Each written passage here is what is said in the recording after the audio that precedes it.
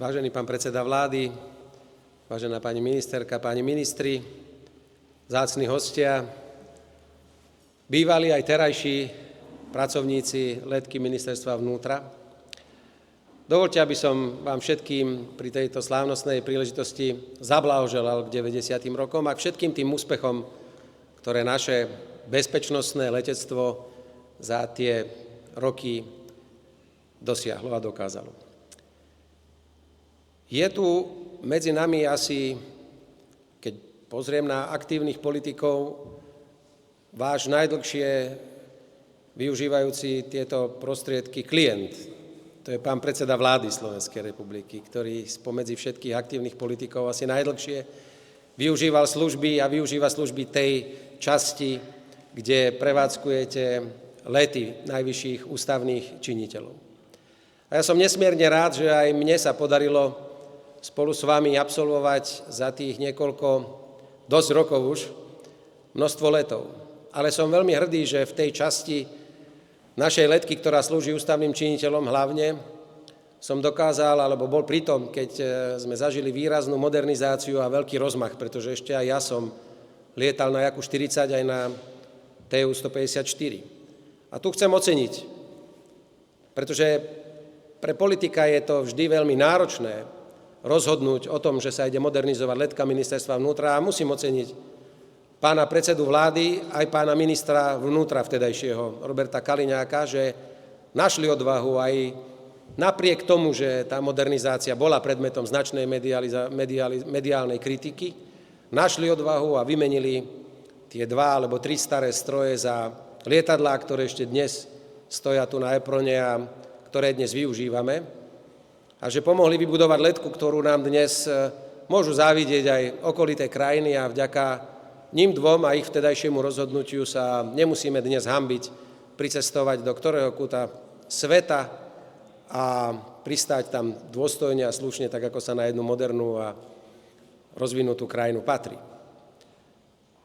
Samozrejme, že plníte aj úplne iné úlohy a staráte sa o bezpečnosť, zachraňujete ľudí, pomáhate ľuďom v núdzi, ale ste súčasťou aj našej diplomacie, pretože častokrát ste sprevádzali najvyšších ústavných činiteľov na rokovania, ktoré mali zásadný význam pre budúcnosť tejto krajiny.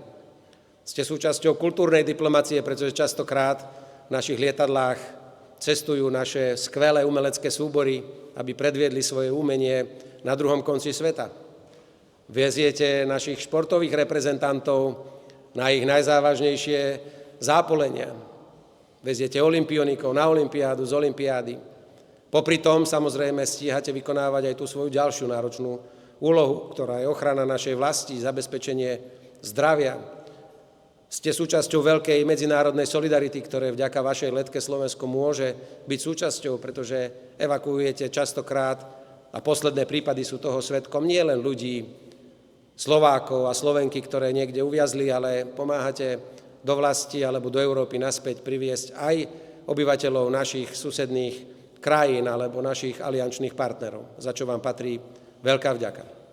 Ja si veľmi želám, aby letka Ministerstva vnútra naďalej zažívala rozvoj a rozmach. Dovolím si použiť jeden ten údaj z toho videa, aby sme nečakali na ďalší vrtuľník 12 rokov, tak ako museli čakať kolegovia pred niekoľkými desaťročiami. Aby letové služby alebo letka Ministerstva vnútra alebo celkovo tieto služby, ktoré poskytuje štát, sa riadili dlhodobejšou víziou rozvoja, kedy nebudeme podliehať mediálnemu tlaku, ale preukážeme potrebu disponovať touto modernou technikou, že preukážeme potrebu mať zdatné letectvo a špičkovo pripravených ľudí, pretože to má význam aj pre takú malú krajinu, ako je Slovensko. Nehovoriac o tom, že častokrát naše letecké špeciály slúžia aj prezidentom alebo premiérom iných krajín, ktoré také šťastie, ako máme my, nemajú a nedisponujú žiadnym lietadlom, tak ako vedľa sused v Rakúsku, ktorého sme už x-krát viezli na nejaké miesto, kde mu Austrian nelieta. Preto vám prajem všetkým veľa úspechov. Ďakujem všetkým, ktorí stáli pri zrode týchto našich leteckých služieb.